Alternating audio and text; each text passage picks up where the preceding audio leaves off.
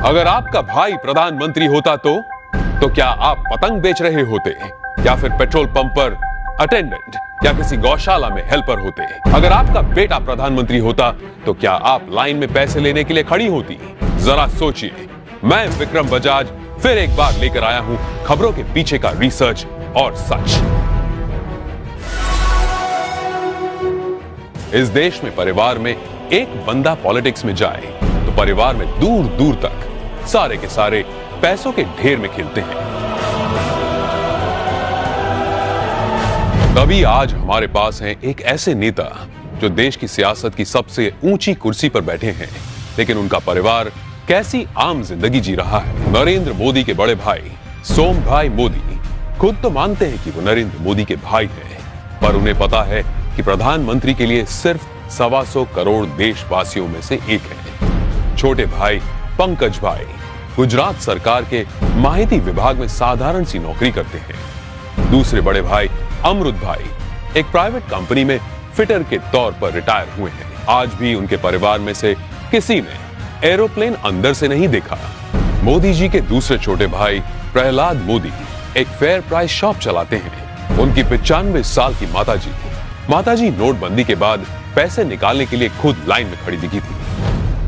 अब जब हम छोटे थे तो हमारा गुजारा करने के लिए वे अड़ोस पड़ोस के घरों में बर्तन साफ करना, पानी भरना, मजदूरी करना।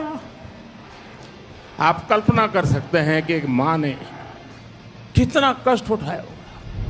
नरेंद्र मोदी के चचेरे भाई अशोक भाई 8 बाय 4 फीट के किराए की दुकान में पतंग पटाखे और नाश्ते बेचते हैं। बड़े चचेरे भाई भरत भाई एक पेट्रोल पंप पर अटेंडेंट हैं और उनकी पत्नी रमीला बहन वडनगर के अपने छोटे से घर में ही खाने का सामान बेचती है। मेरे देशवासियों, मैंने घर, परिवार, सब कुछ देश के लिए छोड़ा है।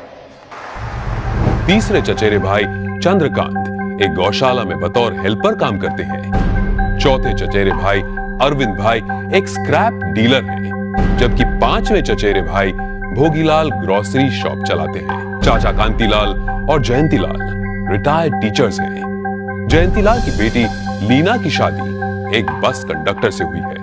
मतलब कि देश के प्रधानमंत्री का जीजा एक बस कंडक्टर है।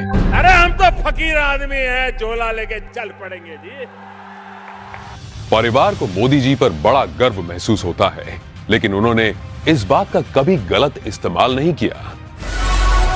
अब जरा सोचिए, दूसरी तरफ है यूपी के मुलायम सिंह यादव और अखिलेश यादव परिवार, जो सत्ता की खींचतान में अपने स्टेट, अपने लोग, अपनी जिम्मेदारियां और अपना होश तक भूल चुके हैं।